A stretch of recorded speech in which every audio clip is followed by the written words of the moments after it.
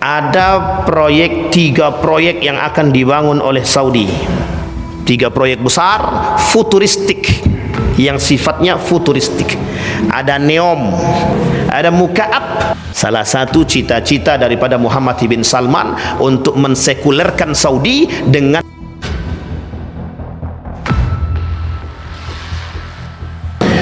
baik. Bapak Ibu sekalian yang berbahagia, dari perang pemikiran dari awal sampai sekarang kita sudah sampaikan kehancuran-kehancurannya, kelompok-kelompok yang muncul, dah kita sampaikan semua. Sekarang tergantung kepada umat muslim hari ini, maukah mereka berpegang teguh pada prinsip-prinsip dasar keislaman, maka mereka selamat. Kalau tidak, pilihannya cuma dua. Kalau pengen selamat, berpegang teguh kepada prinsip. Kalau tidak mau selamat, kalau dia tidak berpegang teguh pada prinsip, maka dia keluar daripada keselamatan. Itu poinnya. Nah, Bapak Ibu sekalian yang berbahagia, ada hal yang harus kita perhatikan hari ini. Siapa, ini pertanyaan bagi kita, siapa yang punya Samsung? Bapak Ibu tahu yang punya Samsung siapa? Tidak tahu juga. Umat muslim tidak yang punya? Yang punya Samsung umat muslim bukan? Kan. Yang punya Apple non muslim. Yang punya SMS non muslim. Baik Bapak Ibu. Yang punya Aqua non muslim juga. Ini nggak ada kaitannya dengan yang lain ya. Nah, itu hasil jelas orang muslim yang punya. Ya, kalau mau minum silahkan minum, jangan anti. Baik, Bapak Ibu sekalian yang berbahagia, saya ingin merujuk kepada sejarah ini, butuh sesuatu untuk mencerna. Ini sejarah. Dulu Bapak Ibu, ini hasil pengamatan para ulama. Terjadi perbedaan pendapat antara Imam Al-Ghazali dengan Imam Ibn Rushdi. Ini dampaknya nih Bapak Ibu. Ketika Imam Al-Ghazali, orang yang ahli di bidang filsafat, ketika itu merubah atau kembali kepada tasawuf. Jadi dia dari filsafat ke tasawuf dulu. Bukan tasawuf dulu baru ke filsafat, tapi kebalikan. Beliau filsafat dulu baru kembali ke tasawuf. Tapi Ibn Rushdi istiqamah dalam kefilsafatan. Ibn Rushdi istiqamah dalam kefilsafatan. Terjadi perbedaan pendapat dan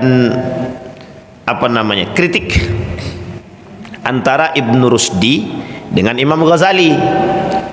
Imam Al-Ghazali mengkritik Ibn Rushdi. Bapak Ibu tahu Ibn Rushdi? Tahu Ibn Rushdi? Oh, nggak tahu ya? Baik, ini agak rujuk kembali sejarah balik.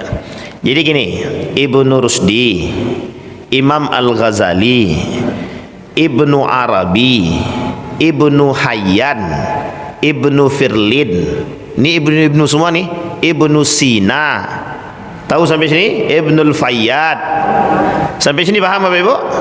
Ini semuanya adalah ilmuwan-ilmuwan muslim yang muncul pada masa Daulah Abbasiyah, lebih tepatnya pada masa kepemimpinan Harun Ar-Rasyid. Ada namanya Al-Muqaddimah, namanya Ibnu Khaldun. Ada namanya Al-Kharaj Ibnu Yusuf, Abu Yusuf. Ada ahli tata negara Al-Mawardi, bukan Ustaz Dr. Mawardi Muhammad Saleh. Kalau Dr. Mawardi Muhammad Saleh fikih, ahli usul fikih. Jadi Bapak Ibu, yang nama-nama saya sebut tadi, mulai dari Ibnu Sina, itu bukan orang Arab, itu maksudnya bukan orang Saudi, tidak lahir di Saudi. Itu orang-orang lahir dari perbatasan-perbatasan antara Kufah dan Syam, antara Irak, Iran dan Damaskus. Sampai di sini bisa dipahami Bapak Ibu? Itu yang disebut masa Renaissance namanya. the golden age of Islam, masa kejayaan Islam. Jadi Bapak Ibu, yang ingin saya angkat, tradisi keilmuan pada masa itu tinggi. Bapak Ibu tahu latar belakangnya. Latar belakangnya adalah keilmuan. Tapi Bapak Ibu, dari sekian nama yang saya bacakan tadi, nama-nama ilmuwan-ilmuwan itu, tidak ada satupun di antara mereka yang tidak hafal Al-Quran. Ibnu Rusdi hafal 30 juz di umur di atas 10 tahun. Imam Al-Ghazali hafal Al-Quran di atas 10 tahun. Ibnu Sina hafal Quran. Ibnu Hayyan hafal Quran. Al-Jabar hafal Quran. Al-Farabi hafal Quran. Ibnu Qudama, Ibnu Khaldun, Ibnu Sina hafal Quran. Jadi nama-nama yang saya sebutkan tadi itu ilmuwan muslim yang terkenal. Dah, sampai di sini paham Bapak Ibu? Ini saya garis bawahi dulu di masa Daulah Abbasiyah. Ini penting kalau pengen digaji, kaji Daulah Abbasiyah pada masa kejayaan umat Islam pada masa itu. Orang yang cinta dengan keilmuan itu adalah masa Harun Ar-Rasyid. Itu puncak kejayaan cintanya umat muslim terhadap keilmuan. Maka Bapak Ibu, pada masa Daulah Abbasiyah itu dibangun satu perpustakaan yang besar di Baghdad itu. Jadi pada masa khalifah yang kedua sebelum Harun Ar-Rasyid itu telah mewujudkan membangun satu perpustakaan besar yang di dalam perpustakaan itu diisi buku-buku, silakan baca. Ulama-ulama terdahulu, rata-rata muslim semua. Kita ambil contoh dulu. Ini tradisi keilmuan yang harus dipahami. Nanti dari sini baru kita tahu di mana letaknya kelemahan umat muslim hari ini. Kenapa kita mundur? Itu kita kelihatan di situ nanti Bapak Ibu. Kembali kepada poin tadi. Dibangun tuh perpustakaan yang besar. Kelak perpustakaan ini oleh kerajaan Mongol atau bangsa Mongol yang dihancurkan. Dihancurkan tanpa tersisa sedikit pun. Tanpa tersisa sedikit pun. Ibnu Rusdi, pengarang kitab Bidayatul Mujtahid wa Nihayatul Muqtasid, dia ahli fisika, bukan ahli fikih, tapi mengarang buku, judul buku Bidayatul Mujtahid. Judul bukunya Bidayatul Mujtahid.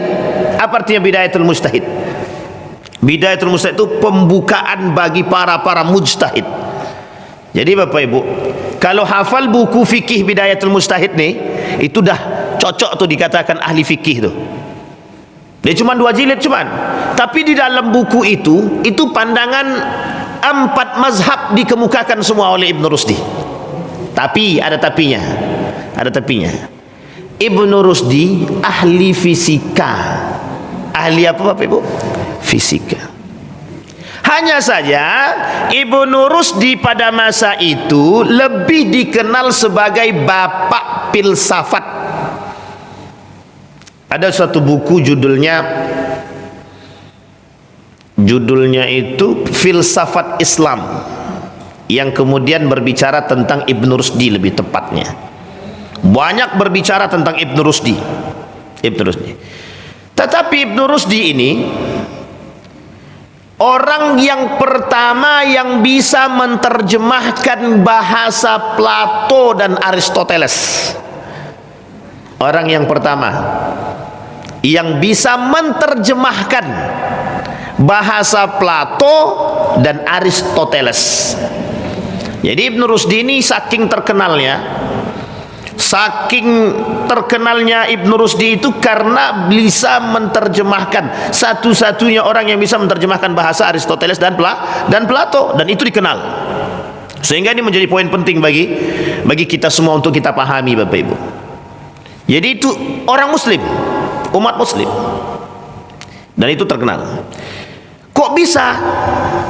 Mengapa Ibnu Hayyan, Al-Farabi, Ibnu Khaldun bisa menjadi ilmuwan muslim ternama? Mengapa mereka bisa menjadi ilmuwan ternama? Kita ambil Ibnu Sina. Hari ini orang sudah kenal Ibnu Sina. 10 tahun yang lalu tidak ada yang kenal Ibnu Sina. Tak ada. Saya baru tahu Ibnu Sina ketika sudah masuk pesantren. Sebelum pesantren saya tak kenal. Padahal ketika itu sekolahnya di Sanawiyah. Siapa Ibnu Sina itu? Ibnu Sina ahli di bidang apa? Di bidang kedokteran. Di bidang kedokteran. Ada bukunya tebal. Saya pernah download PDF-nya, bukunya tebal sekali. At-Tib. Judul bukunya At-Tib. Bahasanya memang bahasa kesehatan. Dan awak bukan orang kesehatan tak paham lah. Dan itu berat, pakai bahasa Arab bukan bahasa Inggris. Itu sebelum diterjemahkan ke dalam bahasa Inggris. Nanti saya sebutkan fase penerjemahannya Bapak Ibu. Tebal Pak. Ada buku yang lain, karangan Abu Yusuf. Judul bukunya Al-Kharaj. Saya punya bukunya di rumah, tebalnya segini. Itu segini tuh bukunya. Pengarangnya Abu Yusuf, tentang perpajakan yang beliau kemukakan dari masa baginda Nabi Muhammad SAW sampai pada masa Abu Yusuf. Bagaimana beliau membuat tatanan sistem pajak yang baik dan benar. Itu sudah dibuat sama beliau. Al-Jabar yang hari ini dipakai itu keilmuannya oleh pakar-pakar matematika banyak Pak. Ini ilmuwan muslim. Pertanyaannya adalah mengapa mereka bisa berjaya ketika itu? Tidak bisa dipungkiri Bapak Ibu, Khalifah yang kedua pada masa Daulah Abbasiyah itu cinta terhadap ilmu, sehingga yang dikembangkan oleh Khalifah yang kedua sebelum Harun Ar-Rasyid itu, yang dikembangkannya adalah bagaimana orang cinta dengan ilmu. Oke Bapak Ibu ya, dapat poin ya, cinta dengan ilmu. Tapi bukan hanya sekedar motivasi cinta keilmuan, mereka siapkan fasilitas. Mereka bangun sekolah-sekolah, yang sekolah-sekolah itu diberikan materi-materi khusus untuk memotivasi bagaimana anak-anak cinta dengan ilmu. Tetapi pondasi awal yang mereka siapkan adalah lembaga tahfidzul Quran. Bagaimana cara mereka bekerja sama? Orang tua punya peran, guru punya peran, masyarakat punya peran, lembaga punya peran, pemerintah punya peran. Maka Bapak Ibu, ini saya bocorkan, gaji guru pada masa Daulah Abbasiyah itu lebih tinggi daripada gaji presiden hari ini. Ada yang mau jadi guru? Tapi balik masa dulu. Daulah Abbasiyah itu pada masa Daulah Abbasiyah gaji guru terbesar. Jadi tak ada namanya guru ngaji yang miskin itu, tak ada. Tak ada guru ngaji yang miskin itu, apalagi guru ngaji yang mengemis 20.000 minta kemudian kono komentar. Cuma 20.000. Cuma 20.000 untuk bayar gaji. Ala kata orang tuanya mahal betul. Les bahasa Inggris 2 juta per bulan bukan mahal, itu murah sekali kata dia. Bandingkan tuh 20.000 dengan 2 juta, jaraknya jauh kali. Anaknya jadi pintar, mengajak ke akhirat, ke surga, kena tolak. Yang mengajak ke neraka aja belum tentu juga. Bisa jadi bahasa Inggrisnya untuk ke surga kan gitu. Sampai di sini paham Bapak Ibu ya? Kembali kepada poin tradisi tadi Bapak Ibu. Apa yang dibangun oleh beliau pada masa Harun Ar-Rasyid? Dalam masa Daulah Abbasiyah itu oleh Harun Ar-Rasyid dibangun perpustakaan besar, dibangun sinergitas antara pemerintah, guru, orang tua, dan lingkungan yang dibangun.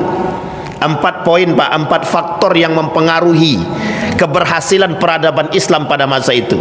1, pemerintah yang mengeluarkan kebijakan-kebijakan yang baik tentang pendidikan, yang benar-benar, bukan cuman di depannya saja yang bagus, tapi belakangnya juga bagus, isinya juga bagus. Kebijakan bagus dikontrol. Sampai-sampai begini, kalau ada guru yang miskin pada masa itu, maka akan dicari itu mana gubernur-gubernurnya itu, kok bisa, kenapa nih bisa dimiskin guru nih. Wah, itu bahaya Pak. Jadi waktu itu pada masa Harun Ar-Rasyid itu, orang yang mengkorupsi dana pendidikan itu tak ada. Tak berani korupsi dana pendidikan, takut. Kalau sekarang saya tak tahu. Tak tahu lebih luas gitu maksudnya. Sampai sini, sekarang jangankan dana pendidikan ya kan, dana Kementerian Agama aja hilang. dana haji aja lesap. Itu kondisi kita hari ini, Pak. Sehingga pada masa itu, Pak, Harun Ar-Rasyid itu betul-betul memperhatikan setiap sekolah yang dibangun oleh mereka adalah bagaimana harus ada perpustakaan-perpustakaan dan ada ruang khusus untuk halaqah Al-Quran. Jadi tak sembarangan. Mereka harus kembali terlebih dahulu kepada Al-Quran. Jadi Bapak Ibu harus hafal Quran baru belajar ilmu yang lain. Sampai di sini paham ya? Di Turki itu ada satu sekolah madrasah itu, sebelum anak itu mempelajari ilmu alam, ilmu alat yang lain, baik fisika, matematika, kedokteran dan lain sebagainya, dia harus hafal Quran dulu. Nah Bapak Ibu, itulah yang dilakukan oleh Ustadz Adi Hidayat hari ini. Anda mau jadi apa silahkan, Anda mau jadi insinyur silahkan, tapi Anda masuk mondok dulu 3 tahun harus hafal Quran. Selesai 3 hafal Quran kami beasiswakan, kata Ustadz Adi Hidayat kan begitu. Yang kayak gini itu yang kita apresiasi, Pak. Dan kita harus bangun itu, bukan hanya Ustadz Adi Hidayat. Kalau Ustadz Adi Hidayat sendiri dia nggak kuat, Pak. Kita harus rame-rame. Makanya Bapak Ibu, peran pemerintah, satu, peran pemerintah sangat besar dalam membangun sirkulasi keilmuan itu. Nanti baru saya rujuk kepada tradisi. Ini masih model. Yang kedua, peran orang tua. Mohon maaf Bapak Ibu, peran orang tua ini apa maksudnya? Orang tua harus cerdas. Kenapa kok orang tua harus cerdas? Kalau orang tua tidak cerdas, sulit anaknya nak merujuk kemana. Nah, ada bahasa anak belajar, orang tua belajar. Anak belajar, orang tua harus seperti itu. Harus seperti itu. Kalau tidak sulit juga, Pak. Kami ada PR matematika. Apa nih lah, pergi cari guru, cari guru. Atau tak usah kerjakan lagi. Itu orang tua zaman sekarang. Anak punya PR, disuruh kerja sendiri, salah, kena marah. Ya gimana orang tuanya nggak ngajarin? Perhatian orang tua terhadap anak pada keilmuannya jauh. Nah, kembali kepada poin tadi. Peran orang tua ketika itu sangat, apa kata orang tua? Jangan bermain sebelum kau membaca Al-Quran dan menghafal dan mengulangi. Artinya apa? Orang tua punya ketegasan. Kalau orang tua zaman dulu begitu, Pak. Kami dulu begitu. Mau kemana, Wan? Nak ke rumah nenek. Jangan keluar dari rumah ini sebelum kau baca Quran. Kata orang tua zaman dulu begitu. Tak boleh, Pak. Pernah satu ketika saya keluar dari rumah itu, balik sekolah langsung pergi ke rumah nenek. Balik dari rumah nenek itu terkencing-kencing saya, Pak. Kena pukul. Dipukul sama bapak saya sampai kencing-kencing dalam celana. Itu sampai sekarang saya ingat itu. Saking ingatnya itu. Semenjak itulah. Itu terkesan sekali itu. Memang terkesan betul, Bapak Ibu. Artinya apa? Ada ketegasan oleh orang tua. Pengaruh orang tua. Nomor 2. Yang ketiga, pengaruh guru. Nah, ini juga ada sebab guru. Guru punya peran besar terhadap membangun karakter anak didik dia. Sedang mengajar, guru main HP. Jangan berharap. Bapak Ibu sekalian yang berbahagia, ini saya tidak cuman mengambil contoh saja, mungkin yang lain masih banyak. Kami Bapak Ibu, kalau di Gontor itu Bapak Ibu, sedang ngajar, itu guru senior lewat keliling. Jadi jantung kami itu kalau ngajar tap tup, salah tak ya, begitu. Tak pakai dasi ngajar, itu kami habis situ Bapak Ibu. Besok nggak boleh lagi ngajar. Kalau tidak ngajar, kita ngapain? Itu hukuman berat. Kami ngajar wajib pakai baju kemeja, masuk ke dalam celana, harus celana kain, pakai sepatu pantopel, pakai dasi wajib. Dan kami wajib bawa buku catatan koreksian daripada guru senior sebelum ngajar. Tidak bisa sembarangan. Misal ngajar bahasa Inggris, datang kepada guru yang pakar dibilang bahasa Inggris, tengokkan. Kalau salah diperbaiki sama beliau, kalau sudah benar baru boleh ngajar. Dan Anda sudah hafal atau belum? Jangan guru tidak hafal tapi kemudian Anda ngajar. Kami digitukan, Pak.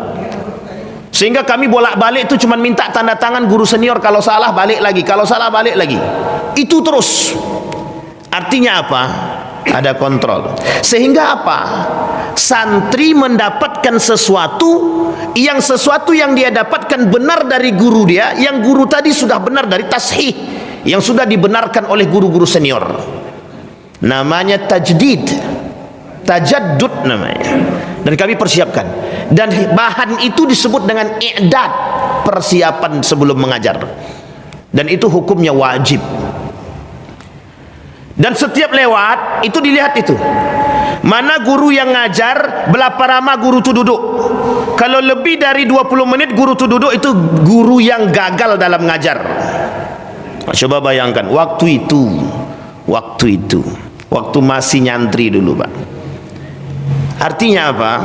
Peran guru terhadap pembangunan karakter atau karakter building pada anak-anak didik itu penting sekali, Pak. Boro-boro main HP ketika itu. Kalau sekarang dah.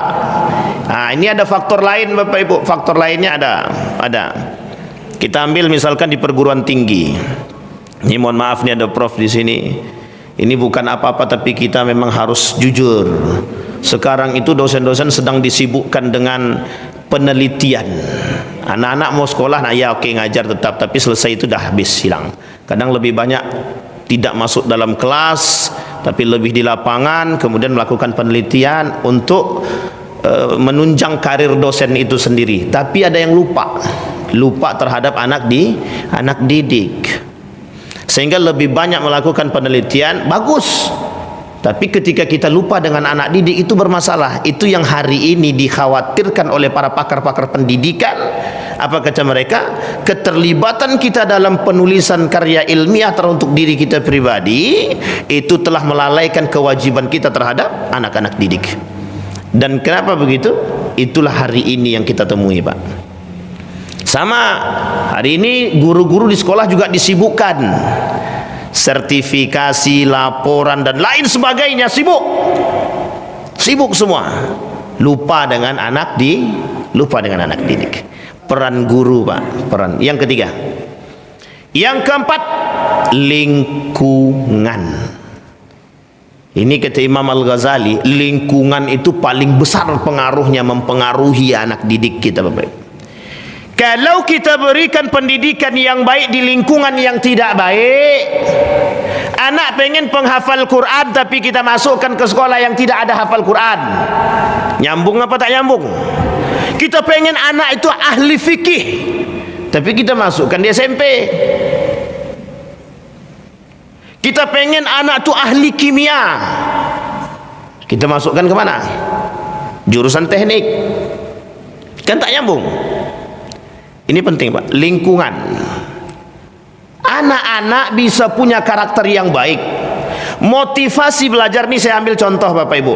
Ini teman-teman orang-orang yang di sini jangan ada yang tersinggung. Waktu di Yogyakarta, ini kita cuma ambil sampel saja. Di Yogyakarta itu Bapak Ibu, itu dunia, bukan keadaan pendidikan. Itu kita akan lihat di kampus-kampus itu orang duduk di pojok-pojok tuh baca buku. Masih sering kita temukan. Dan saya masih sering temukan Bapak Ibu. Saya itu dulu waktu di Jogja Bapak Ibu, kami itu punya dengan kawan-kawan punya komunitas namanya Booknesia. Orang-orang yang suka baca buku. Maksudnya yang gabung di situ bukan baca buku, bukan senang baca buku semua, bukan. Tapi anak-anak yang tidak suka baca buku kita ajak tuh, yuk biar gimana mereka biar senang dengan baca buku. Akhirnya kita gabung tuh, Pak. Dari Universitas Gajah Mada, UIN, UGM, UII dan lain sebagainya datang gabung. Ada sekitar 50-an orang itu. Setiap hari Selasa kita bangun satu komunikasi untuk diskusi. Kita datangkan pakar-pakar. Itu kami lakukan dulu Bapak Ibu. Untuk membangun tradisi keilmuan. Biar tidak hilang. Terima maaf Bapak Ibu. Mohon maaf. Sampai saya ke sini Bapak Ibu. Pindah saya ke sini. Stres saya. Stres. Ngajak mencari teman diskusi saja belum dapat. Bingung Pak, siapa gitu. Karena waktu itu orang baru dan belum menemukan lingkungan itu. Akhirnya apa, Pak? Kalau bahasa lainnya stres. Otak ni stres. Nggak tahu, kawan tak ada, kawan untuk diajak diskusi tidak dapat. Sementara kita butuh itu. Itu yang dialami, Pak. Sehingga sekarang bukan hanya di sini saja, di mana-mana minat membaca itu sudah berkurang sedikit demi sedikit. Termasuk baik di Jogja, dimanapun sekarang sudah berkurang. Dulu kita bisa lihat setiap pojok tuh orang-orang datang bawa buku, laptop isinya buku. Tapi sekarang berkurang, Pak. Faktor lingkungan. Kita bisa ikut karena kita berada di lingkungan itu. Jadi ketika anak-anak yang tadi tidak suka baca buku, ketika dia berada di kalangan teman-teman yang senang baca buku, yang terus bawa buku kemana-mana, malu dia. Mau tak mau saya juga bawalah buku. Akhirnya apa? Mereka bertanya, bagaimana sih bisa cinta dengan baca buku ini? Mereka cari tahu, Pak. Mereka ikut. Dulu Bapak Ibu, waktu kami ngajar di Universitas Muhammadiyah Yogyakarta itu, mahasiswa-mahasiswa yang tergabung dalam lingkungan tadi itu, saya wajibkan bawa buku setiap hari meskipun tidak mereka baca. Wajib. Saya wajibkan mereka bawa buku, wajib, meskipun tidak mereka baca. Dulu Bapak Ibu, di tahun 2011 saya bukan tipe orang yang suka baca buku. Di 2011 itu saya mencoba jadi orang yang pengen baca buku. Saya beli satu buku, umur buku itu 4 tahun tidak pernah saya baca. Mulai dari 2011, 12, 13, 14 tak pernah buku itu saya baca. Sudah robek-robek. Di 2015 muncul rasa pengen tahu isi buku yang saya bawa kemana-mana itu. Baca sedikit demi sedikit. Disitulah baru muncul Bapak Ibu. Keinginan ada, tapi kalau lingkungan tidak mendukung, habis. Nah, akhirnya apa yang terjadi? Lingkungan, Pak. Baik buruk karakter sama.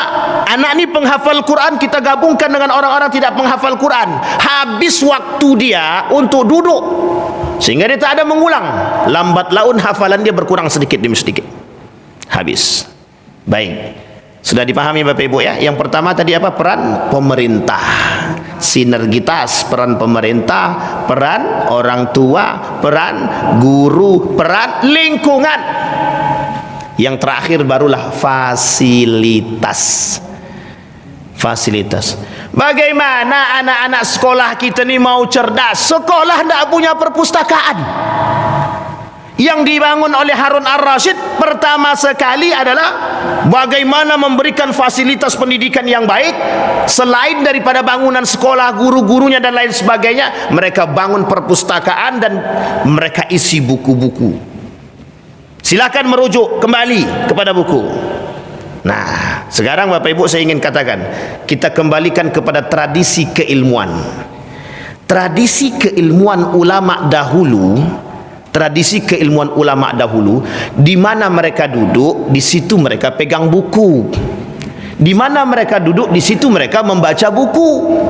Ketika saya berangkat ke Malaysia, sampai kami ke Istek, salah satu sekolah peradaban yang paling ternama ketika itu yang dibangun oleh Said Naqib Al-Attas, namanya Istek.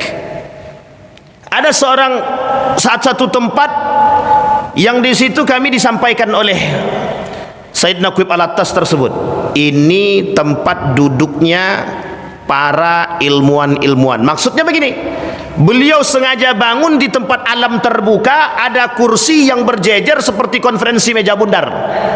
Tujuannya apa? Untuk orang-orang yang ingin mempelajari dan diskusi keilmuan di situ.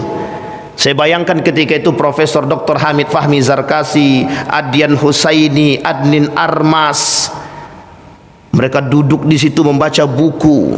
Tahu nama-nama yang saya sebut tadi Bapak Ibu? Nama-nama yang saya sebut tadi adalah orang-orang yang selalu menolak liberalisme, sekulerisme, dan mereka semua orang-orang yang memerangi pemikiran-pemikiran liberal. Hamid Fahmi Zarkasi, Adyan Husain, Adnin Armas dan lain sebagainya. Mereka ini orang-orang yang memerangi pemikiran liberalisme, sekulerisme, pluralisme dan semuanya yang bersifat isme-isme tersebut. Saya bayangkan Bapak Ibu, itu di Istek dibangun Pak. Sekarang kita kembalikan kepada Al-Quran. Kita kembalikan kepada Al-Quran. Bapak Ibu tahu tradisi ini siapa yang membangun? Nabi Zakaria. Tahu Nabi Zakaria? Siapa Nabi Zakaria, Bapak Ibu? Bapak Ibu, Nabi Zakaria siapa? Nabi Zakaria ini gurunya siapa? Maryam. Apa tempat yang disediakan? Apa namanya? Mihrab. Tempat khusus yang dibangun untuk Maryam, solatnya di situ, tahajudnya di situ, belajarnya di situ, memperdalamkan Alkitab di situ semua. Siapa gurunya? Zakaria. Guru yang baik menghasilkan murid yang baik. Kira-kira lebih baik mana? Zakaria, Nabi Zakaria atau Maryam? Ya tidak bisa dikatakan begitu, Ustaz, baik semua, betul. Tapi Maryam lebih baik daripada ibunya. Ibu dan bapaknya tidak terkenal di dalam Al-Quran, Maryam terkenal di dalam Al-Quran. Maryam diajar oleh Zakaria, akhirnya adalah Maryam punya anak, anaknya Nabi. Sampai di sini paham Bapak Ibu? Ini kondisi Bapak Ibu yang harus dipahami. Apa yang dibangun? Di dalam rumahnya itu dibangun satu tempat khusus untuk mudzakarah, belajar, tahajud dan lain sebagainya, yang disebut dengan mihrab. Kita perlu begitu, Pak. Dan ini konsep di dalam Al-Quran. Kata Adian Husaini dalam pendidik, kalau pengen membangun pendidikan yang baik bagi anak di rumah, sediakan mereka tempat belajar yang baik. Itu dia. Bukan TV yang baik, bukan HP yang baik, bukan game yang baik. Ini kita sediakan PlayStation, Ustaz, biar dia diam tak menangis. Ya sampai kapan kita begitu? Oke Bapak Ibu ya. Baik, ini kondisi. Nah, itu tradisi. Nah, tradisi keilmuan ulama terdahulu Bapak Ibu, di mana mereka duduk, tidak ada mereka sisihkan waktu mereka selain untuk mendapatkan keilmuan. Jadi mereka baca apapun mereka pelajari, sehingga habis waktu mereka tuh duduk baca buku dan belajar. Saya punya guru Bapak Ibu, namanya Profesor Dr. Samsul Anwar. Profesor Dr. Samsul Anwar ini orang Muhammadiyah. Setiap hari Rabu tidak bisa diganggu. Setiap hari Rabu tidak bisa diganggu. Tahu Bapak Ibu ngapain? Hari Rabu itu khusus untuk dia, dan dia tidak boleh pegang HP dan tidak boleh ada komunikasi dengan dari luar. Itu khusus jadwal dia untuk belajar dan menulis. Belajar dan menulis. Kita rujuk kepada Syekh Ramadan Al-Buti, Ali As-Sabuni. Kita ambil ulama kontemporer yang baru meninggal, nama Syekh Ali As-Sabuni. Syekh Ali As-Sabuni penulis kitab tafsir Al-Ahkam, Ayatul Ahkam. Syekh Ali As-Sabuni itu dibuat ruangan khusus, perpustakaan pribadi di rumah dia yang besar, isinya buku semua. Di atas meja itu tumpukan buku, yang dibaca ditulis, yang dibaca ditulis. Itu tradisi ulama zaman dahulu. Tapi bagaimana dengan tradisi halakoh yang dibangun? Seperti ini Pak, seperti ini halakoh yang dibangun. Tidak ada meja waktu itu, duduk di atas lantai sama, meja kecil saja, yang duduknya di atas lantai sama. Apa yang mereka lakukan? Terus mudzakarah, terus mereka pelajari, mereka baca. Tujuannya apa? Ada tujuan? Ada. Tujuannya satu, menciptakan keilmuan dan meninggalkan hasil bagi generasi. Bapak Ibu, saya sampaikan, tradisi itulah yang diadopsi oleh Eropa. Tradisi ini diadopsi oleh Eropa. Tradisi Eropa diadopsi oleh umat Muslim. Tradisi umat Muslim, keilmuan umat Muslim diadopsi oleh Eropa. Tradisi Eropa yang dulu jahiliyah diadopsi oleh umat Muslim. Terbalik apa tak terbalik? Dah sampai sini paham Bapak Ibu ya? Baik, kembali kepada poin tadi. Nah, tradisi keilmuannya sudah kita sampaikan. Sudah kita sampaikan, mereka saling. Pada masa itu sering tak para mereka berdebat? Sangat sering sekali. Tapi yang berdebat tu yang apa? Yang alim. Yang alim. Bukan berdebat sembarangan, bukan berdebat ngawur. Tidak ada namanya ketika itu fanatik buta, kata Syekh Yusuf Al-Qardawi. Tidak ada orang fanatik buta ketika itu. Ada, tapi segelintir orang dan bisa diatasi. Kalau sekarang nih terlalu banyak yang fanatik buta tapi tak berilmu. Mengaku berilmu banyak. Itu fakta akhir zaman, Pak. Fakta akhir zaman. Bukan teori, bukan fenomena lagi, sudah fakta akhir zaman. Apa fakta akhir zaman itu? Diangkat keilmuan, tersisa kebodohan. Yurfa'ul ilmu wa yathbutul jahlu. Orang mengaku pintar banyak, yang pintar benaran itu sudah enggak, berkurang sedikit demi sedikit. Tapi mengaku pintar banyak. Aku ini pakar di bidangnya. Ya, kan itu dari lisan dia, bukan dari lisan yang lain gitu. Yang penting kalau sudah bergelar itu dah aman tuh. Tapi itu bangun, Pak, tradisi. Nah, itu tradisi keilmuan. Sekarang Bapak Ibu kita sampaikan, ada 3 faktor yang menyebabkan kemunduran umat muslim hari ini. Dari 3 faktor nanti kita kerucutkan menjadi 1 faktor penyebab besarnya, Bapak Ibu. 3 faktor kemunduran umat muslim hari ini. Sebelum lemahnya umat muslim, ada 3 faktor kemunduran. Yang pertama, apa faktor kemunduran umat muslim hari ini? Ada yang tahu, Bapak Ibu? Yang pertama adalah merosotnya keilmuan di kalangan umat muslim. Nah, ini saya kembalikan, Bapak Ibu. Saya kembalikan kepada sejarah. Dulu, Bapak Ibu, perdebatan Imam Al-Ghazali dan Ibn Rusdi. Imam Al-Ghazali dari filsafat merubah menjadi tasawuf. Nah, Ibn Rusdi istiqomah di dalam filsafatnya, sehingga Bapak Ibu saling kritik nih antara satu dengan yang lain. Kira-kira kalau Imam Al-Ghazali mengkritik Ibn Rusdi mengkritik Imam Al-Ghazali, kira-kira saja ada enggak orang yang mau mencaci maki keduanya? Ini tingkat keilmuannya, paham nih Bapak Ibu ya, bisa dipahami ya. Muncul satu buku namanya At-Tahafut Al-Falasifah, At-Tahafut. Kata Imam Al-Ghazali tulis buku. Judul bukunya At-Tahafut Al-Falasifah, mengkritik tentang ilmu filsafat yang dimiliki oleh Ibn Rusdi. Imam Al-Ghazali yang mengkritik. Oleh Ibn Rusdi dikritik balik. Dalam tulisan buku At-Tahafut kata dia. Bantahan terhadap bantahan gitu. Sampai di sini paham Bapak Ibu ya? Sehingga Bapak Ibu, oleh para ilmuwan yang diusung oleh pemikiran barat, apa kata mereka? Ketertinggalan umat muslim hari ini adalah ketika umat muslim kembali kepada Al-Ghazali dan meninggalkan Ibn Rusdi. Akhirnya apa? Keniscayaan bagi mereka terhadap keilmuan yang terdepan. Bahasa lainnya begini, meninggalkan modernisasi, kembali kepada tradisi. Itu bahasa mereka, Pak. Sehingga kata mereka begini, adalah bahasa tulisannya begini, umat muslim dan sains. Apa maksudnya umat muslim dan sains itu? Maksudnya begini, Pak. Umat muslim dicekoki dengan doktrinal agama. Yo, perbaiki solatnya, perbaiki solat. Yo, perbaiki zakatnya, perbaiki zakatnya. Tapi umat muslim tidak dicekoki bagaimana cara mereka berzakat dengan baik, dampak daripada zakat itu seperti apa. Misal, yang diajarkan kepada umat muslim, bayangkan kalau anda berzakat 1, you tengok nih, ini ada 10 orang miskin, you berzakat 1, 10 orang miskin ini hilang semua. Sampai di sini paham, Pak ya? Ini adalah asal muasal yang disebut dengan produktivitas. Jadi zakat itu kenapa dibenarkan dalam urusan produktif oleh para ulama terkhusus pada pada madhab Imam Malik, itu diperbolehkan zakat itu diproduktifkan. Maka jatuhlah namanya zakat produktif. Itu merujuk kepada pemahaman bukan Imam Syafi'i. Itu madhab Imam Abu Hanifah dan madhab Imam Malik. Kalau kita merujuk kepada madhab Imam Syafi'i, tidak ada namanya zakat produktif. Tidak ada namanya zakat produktif.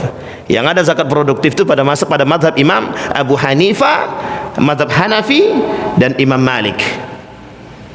Apa yang terjadi Bapak Ibu? Kata mereka umat muslim hari ini sibuk dengan hal-hal demikian. Kita kembali, Pak, kita kembalikan. Betul apa salah? Kita kembalikan. Kita lihat keadaan kita hari ini.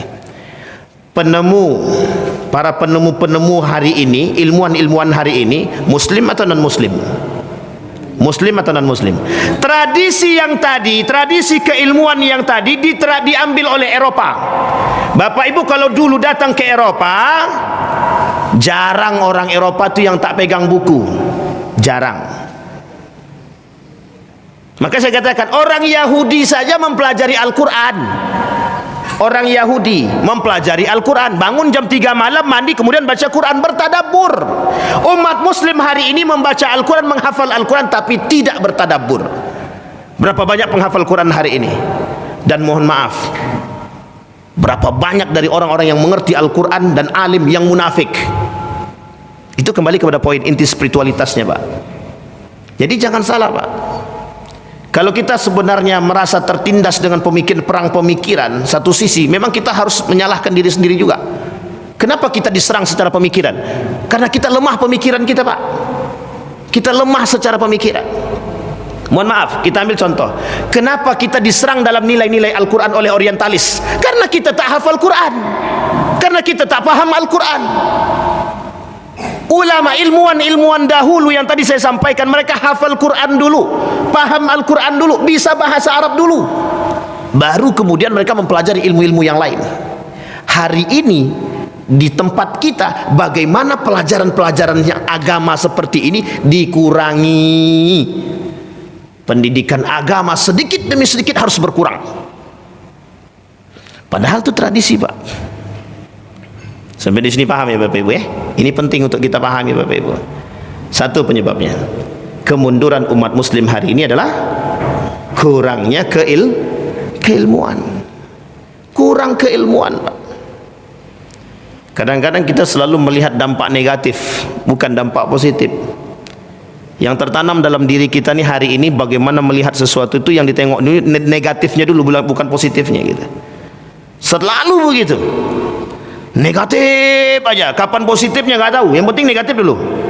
Masalah positifnya nanti dulu. Ini kemerosotan. Yang kedua, tidak mau kembali kepada Al-Quran. Kata Profesor Dr. Dr. Hamid Fahmi Zarkasi, umat muslim hari ini tidak mau kembali kepada Al-Quran. Tidak mau dia kembali kepada Al-Quran. Apa alasannya? Alasan mereka tidak mau kembali kepada Al-Quran adalah karena Al-Quran hari ini tidak sesuai dengan perkembangan zaman. Yang kedua, karena susah bagi kami, Pak, untuk memahami Al-Quran, karena dia berbahasa Arab sementara kami tidak paham bahasa Arab. Maka Bapak Ibu, tradisi pengkajian tafsir Al-Quran jangan pernah ditinggalkan. Jangan pernah ditinggalkan. Itu kunci untuk memahami isi Al-Quran.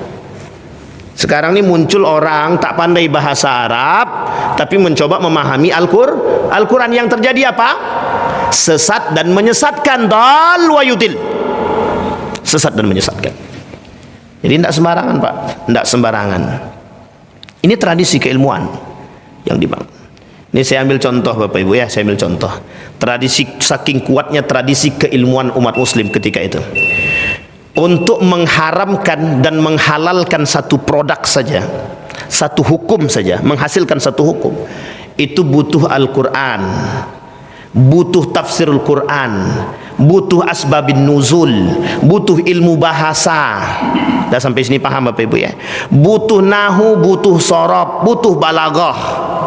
Nah, kemudian butuh hadis Nabi, butuh asbabul wurud, butuh ilmu riwayah, butuh ilmu dirayah. Sudah 11 keilmuan, belum menghasilkan satu hukum.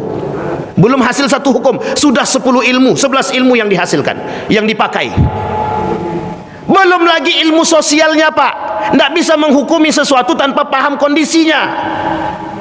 Kira-kira mudah atau ringan menghasilkan satu fatwa tadi? Sulit.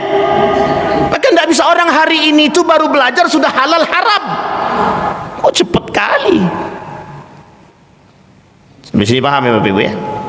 Nah, ketertinggalan kita pada aspek yang pertama adalah kemunduran umat muslim, yang pertama adalah lemahnya ilmu, yang kedua jauhnya daripada Al-Quran. Kita harus akui, Pak, memang kita jauh daripada Al-Quran. Banyak penghafal Quran, tapi kata Imam Al-Ghazali, mereka menghafal Quran untuk mencari dunia. Sehingga mohon maaf itu, orang-orang yang menghafal Quran, tolong dengarkan baik-baik. Jangan Anda jual Al-Quran Anda demi dunia. Sayang. 4 tahun Anda belajar menghafal Al-Quran, Anda jual Al-Quran Anda hanya demi 300.000, 400.000, 4 juta, 5 juta. Sayang. Aku kalau jadi imam masjid tu, kalau tidak di atas 5 juta tak mau aku. Misal aku kalau ngajar, aku kan dah hafal 30 juz, aku kan punya sanad. Kalau cuma gaji 2 juta, mending cari tempat lain. Ini yang terjadi, Pak. Ini yang terjadi hari ini. Sebab kemunduran. Yang ketiga, sebab kemunduran umat muslim. Apa yang ketiga, Bapak Ibu? Hilangnya keikhlasan daripada diri umat muslim itu sendiri. Hilangnya keikhlasan. Kita kategorikan, Bapak Ibu, tidak adanya para pejuang. Nuntut ilmu sikit hari ini capek, dah lah, tak usah lagi. Ndak mau aku rebut capek. Paham ya Bapak Ibu ya? Ini kondisi kita hari ini begitu. Nuntut ilmu sedikit capek aja sedikit dah tidak mau lagi sekolah. Hujan sedikit tak jadi sekolah. Sakit sedikit tak sekolah. Zaman dulu jangankan hujan sedikit, banjir pun mereka tempuh, Pak, untuk belajar demi keilmuan. Bayangkan seorang ulama mencari satu hadis saja, rela mereka tinggalkan kota mereka untuk pergi ke satu tempat hanya untuk mendapatkan satu hadis. Habis itu balik. Habis itu balik. Jadi jangan salah. Ada seorang orientalis pada masa tahun 1999-an kalau saya tak salah itu. Ada seorang orientalis. Apa kata orientalis tersebut? Dia mengkritik Al-Quran. Kata dia begini, Al-Quran itu sama sekali tidak ilmiah, kata dia. Sama sekali. Kacau balau. Isi yang satu di mana, yang satu di mana. Tidak ada berkesinambungan, kata dia. Habis itu tahun berikutnya dia balik ke Belanda. 2 tahun kemudian dia datang ke Indonesia lagi. Ini cerita Profesor Dr. Yunahar Ilyas kepada saya. 2 tahun kemudian dia balik, dia ketemu, kemudian bertemu dengan profesor ini tadi. Apa dia kata? Ternyata Al-Quran itu ilmiah sangat, kata dia. Artinya apa? Selama 2 tahun dia mempelajari karakteristik Al-Quran, yang dia temukan adalah saking ilmiahnya Al-Quran itu, kata dia, tidak ada satupun manusia di muka bumi ini yang mampu menandingi keilmiahan Al-Quran, kata dia. Coba Pak, tradisi ulama dahulu itu dipakai oleh mereka, mohon maaf Pak, mohon maaf, tinggi tingkat keilmuan mereka. Bukan berarti kita bodoh, bukan, hanya saja kita kurang, Pak. Hari ini kita dilemahkan dengan cara disebarkannya segala hal. Sekarang kita ini dimanja-manjakan, Pak. Kita ini dimanja-manjakan, ambisi yang tinggi. Akhirnya apa, Pak? Kelemahan keilmuan menjadi faktor tanda datangnya hari kiamat. Kata Nabi dalam hadisnya, kelak umat muslim itu orangnya ilmunya lemah, keilmuan mereka hilang, yang tinggal kebodohan. Artinya apa? Baik di bidang ilmu agama ataupun ilmu-ilmu yang lain. Kita ambil contoh, Pak. Kita ambil contoh. Penyakit yang ada dalam diri umat muslim hari ini, kata Nabi dalam hadis Nabi, ini saya ambil hadis Nabinya, ada 2. Cinta dunia dan benci dengan kematian. Hubbud dunya wa karahiyatul maut. Kata Profesor Yusuf Al-Qardawi, penyebab kemunduran umat muslim, kata beliau, Said Naqib Al-Attas juga mengatakan yang sama, Hamid Fahmi Zarkasi mengatakan yang sama. Kemunduran umat muslim hari ini disebabkan cinta dunia dan kebencian akan kematian. Kita ambil contoh kiblat kita, Bapak Ibu. Kita ambil contoh kiblat kita hari ini. Kiblat kita ada di mana, Bapak Ibu? Di Saudi. Mekah itu ada di mana? Saudi. Madinah ada di mana? Saudi. Sekarang Bapak Ibu lihat, ada 3 proyek yang akan dibangun oleh Saudi. 3 proyek besar futuristik, yang sifatnya futuristik. Ada NEOM. Tahu NEOM, Bapak Ibu? Ada Mukaab. Nah, kita ambil 2 saja, yang 3 nanti. Hari ini Bapak Ibu di Saudi itu di tahun 2030 harus jadi satu pulau yang sifatnya futuristik. Jadi sifatnya pulau masa depan. Apapun yang Bapak Ibu inginkan di situ dimanjakan semua ada. Keindahan-keindahannya buatan semua. Satu contoh yang membuat bukan orang muslim. Dah sampai sini paham Bapak Ibu ya? Keilmuan yang dibangun di situ untuk membangun futuristik tadi di proyek NEOM tadi itu bukan orang muslim. Harus Bapak Ibu tahu. Yang menjadi direktur perusahaan tersebut, yang menjadi kepala program proyek tersebut non muslim, Yahudi. Apa itu Pak NEOM tersebut? Nah Bapak Ibu nanti boleh klik di Google, cari itu NEOM Saudi Arabia. Salah satu cita-cita daripada Muhammad bin Salman untuk mensekulerkan Saudi dengan membangun fasilitas pariwisata untuk mendatangkan ambisi dunia. Satu. Yang kedua, tanda datang akhir zaman dari segi sosial dan kemegahan. Kata Nabi, akan bermunculan orang-orang membangun bangunan lebih tinggi daripada menara masjid. Betul. Salah satu yang dilakukan oleh Muhammad bin Salman itu, tersebutlah namanya, Muka'ab namanya, proyek Muka'ab. Apa itu? Nanti Bapak Ibu, salah satu proyek itu adalah Muka'ab tadi. Nanti ada namanya bangunan kubus seperti Ka'bah, yang di dalam kubus tersebut, bangunan tersebut, itu keindahan dan keilmuan itu ada semua di situ. Bapak Ibu mau lihat apa? Gedung tertinggi di dunia itu hari ini masih dipegang oleh Burj Khalifa. Kelak tandingannya adalah Muka'ab sebagai ikon bagi mereka. Yang perlu kita angkat lagi adalah pengerjaannya bukan umat muslim, arsiteknya bukan dari Islam, kontraktornya bukan dari umat muslim. Sampai di sini paham? Kepala program proyek tersebut Yahudi. Artinya apa?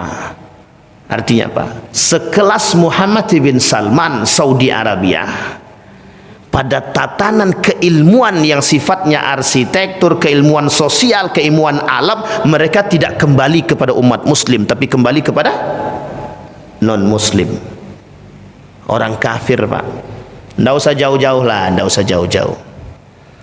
Kereta cepat di Indonesia yang punya siapa?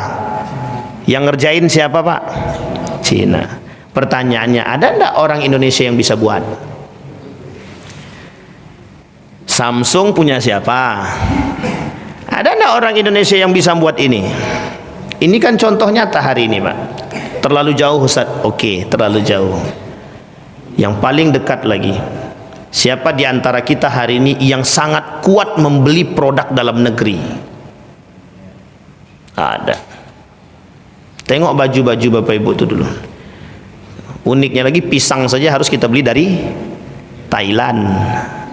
Kembali kepada poin Pak, kembali kepada poin kita. Sampai di sini paham Bapak Ibu? Kemerosotan umat muslim disebabkan itu. Dan itu sudah kata Nabi. Nah sekarang kita tidak pahami itu sunnatullah. Bukan, jangan pahami sunnatullah. Kalau kita pahami sunnatullah, selesai Pak, kita tak akan belajar.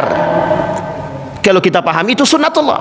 Yang harus kita pahami hari ini adalah bagaimana kelemahan-kelemahan yang tadi kita sampaikan itu bisa kita tutupi. Kalau cuma sendirian, saya sendiri, Prof sendiri, tidak mampu Pak. Pak Daniel sendiri tidak akan bisa, harus perlu kerjasama. Itu yang harus kita lakukan hari ini. Makanya, mohon maaf ya Pak Ibu ya, Gontor itu dia dari dulu 1926 sampai hari ini kurikulumnya tidak ada berubah sedikit pun. Dia kurikulum sendiri. Karena ketika itu diancam, kalau tidak mau masuk pada kurikulum pemerintah, ijazah tidak kami keluarkan. Silahkan dicabut Pak. Ijazah Gontor baru diakui 2000-an. Berdiri 1926, diakui baru pada tahun 2000 Pak. Ijazah Gontor baru diakui di negara Republik Indonesia 2000-an ke atas. 1926 lahirnya Pak, tidak diakui ijazahnya. Tapi negara yang pertama mengakui dua, Mesir, Belanda. Setelah itu beberapa negara di luar negeri mengakui ijazah Gontor, Indonesia masih belum. Tahun 2006 Kalau saya tak salah, barulah diakui. 2002 baru diakui ijazah Gontor. Ini unik Bapak Ibu. Dan tidak ada perubahan Pak kurikulum. Di Gontor tidak ada perubahan. Dan dia tidak mengikuti kurikulum pemerintah. Bukan berarti salah dan bukan berarti benar. Artinya apa? Kita butuh sesuatu yang untuk bertahan pada kurikulum yang baik itu butuh waktu. Untuk membuktikan bahwa satu kurikulum ini baik, itu butuh waktu. Hari ini kurikulum kita berapa kali ganti? Nah, sekarang dah ganti pula kurikulum baru nak.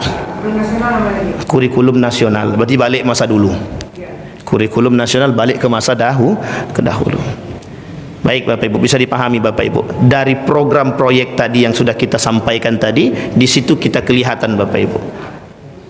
Apresiasi orang Islam terhadap keilmuan berkurang.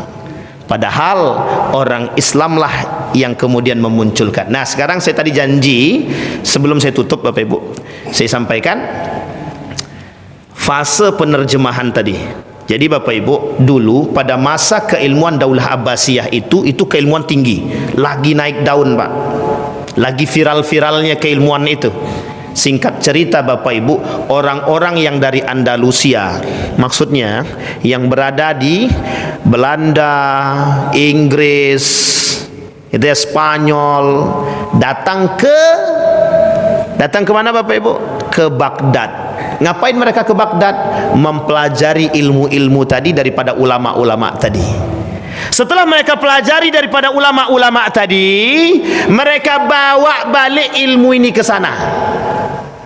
Ini namanya Pak, mereka bawa ilmu ke sana. Yang uniknya lagi, mereka terjemahkan ke dalam bahasa-bahasa mereka. Persia, Inggris, Spanyol, Jerman dan lain sebagainya. Diterjemahkan Pak. Namanya masa transliterasi. Nanti ada masa terakhir namanya masa transisi. Ini dia Bapak Ibu. Ada dua. Transisi secara keilmuan dan transisi secara akhlak. Transisi secara keilmuan, transisi secara akhlak. Apa yang terjadi Bapak Ibu? Semua keilmuan tadi sudah diterjemahkan ke bahasa mereka. Yang uniknya lagi, nilai-nilai yang terkandung dalam ilmu-ilmu tersebut mereka asingkan. Mereka hilangkan, mereka tinggalkan. Yang muncul adalah ketika itu keilmuan tanpa nilai. Sampai di sini paham Bapak Ibu?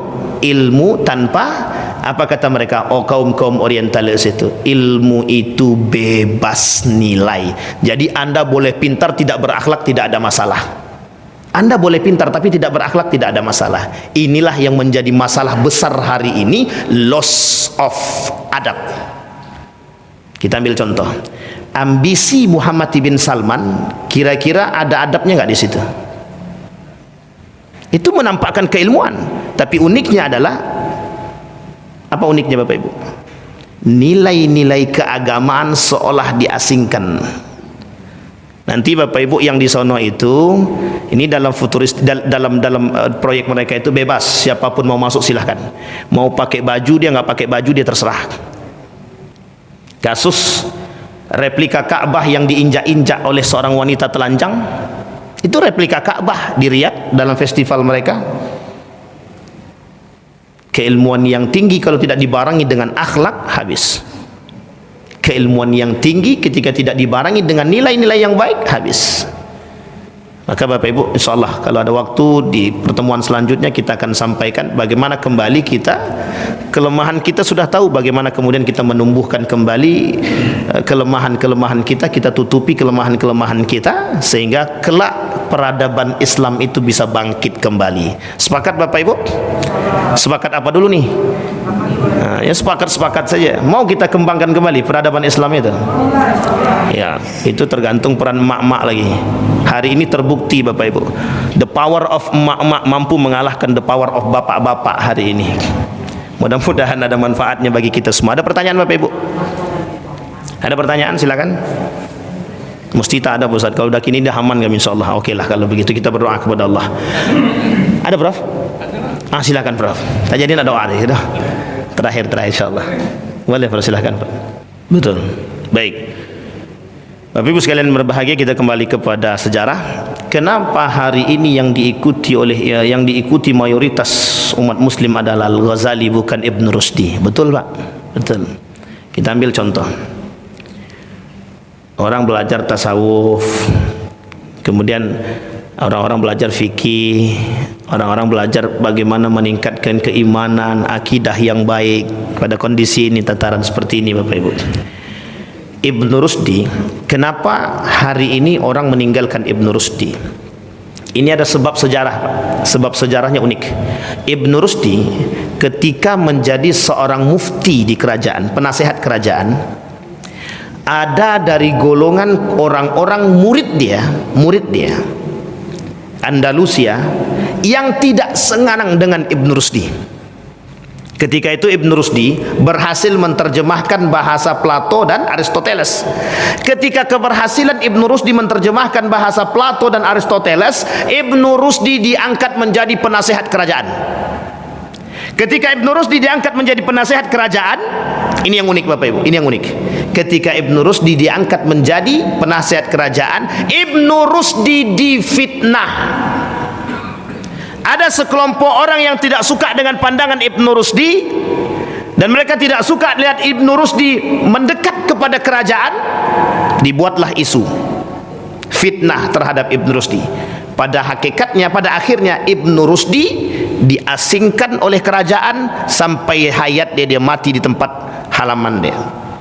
Yang kedua, setelah Ibn Rushdi tidak ada, atau setelah Ibn Rushdi diasingkan, keilmuan tadi diambil oleh ilmuwan-ilmuwan barat yang pada basicnya bukan Islam. Oke, sampai sini paham Bapak Ibu ya? Kita ambil contoh. Bapak Ibu taunya bapak sosial siapa? Orang taunya bapak sosial itu Karl Marx. Bapak Ibu tahu Karl Marx itu siapa? Karl Marx itu murid daripada muridnya Ibnu Khaldun. Teori sosial Karl Marx itu diambil dari murid daripada muridnya Ibnu Khaldun. Yang kedua. Yang ketiga, ketika keilmuan tadi sudah dipegang, Ibn Rushdi punya peran besar terhadap, Ibn Rushdi punya peran besar terhadap perkembangan Eropa. Apa yang terjadi Bapak Ibu? Nilai-nilai keagamaan yang terkandung di dalam pemikiran Ibn Rushdi dihilangkan, ditinggalkan.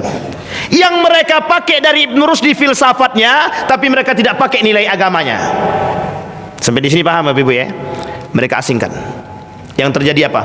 Oleh para ulama dikatakan ketika itu masih dalam masa Andalusia. Apa kata para ulama? Teori Ibn Rushdi tidak lagi bisa dipakai, ditinggalkan Pak. Ini konsep sejarah Pak. Semenjak saat itu tidak ada lagi yang menggunakan teori Ibn Rushdi dalam umat Islam. Padahal ketika itu Ibn Rushdi mengangkat akal untuk menjadi orang-orang yang cerdas, sehingga dengan kecerdasan itu berilmu dan beriman. Yang terjadi adalah itu yang dikhawatirkan oleh Imam Al-Ghazali. Kata Imam Al-Ghazali, orang yang terlalu tinggi mengangkat akal, kata dia, mereka melupakan akhirat. Apa yang terjadi Bapak Ibu? Immanuel Kant, seorang orientalis, mengatakan akal itu lebih tinggi daripada agama. Sehingga yang terjadi hari ini adalah Bapak Ibu, ketika pemahaman Ibn Rushdi tadi tidak dibarengi, yang tersebar daripada filsafat-filsafat dia, mereka katakan yang paling tinggi bukan wahyu, yang paling tinggi adalah akal. Itu yang terjadi hari ini. Sehingga mohon maaf Bapak Ibu, pada masa Andalusia berakhir, di akhir kepemimpinan, di akhir sebelum runtuhnya Daulah Utsmaniyah, ulama yang menjadi sandaran ketika itu kembali kepada pemahaman Imam Al-Ghazali.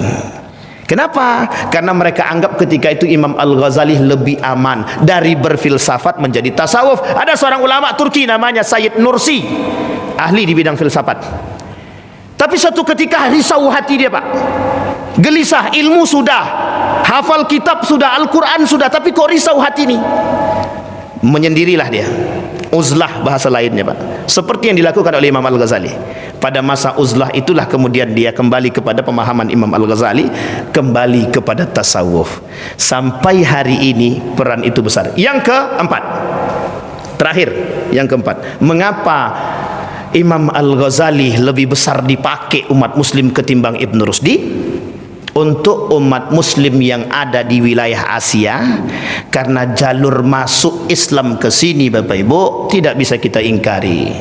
Jalur masuk ke sini itu lebih banyak dibawa oleh ulama-ulama tasawuf daripada ulama-ulama Eropah.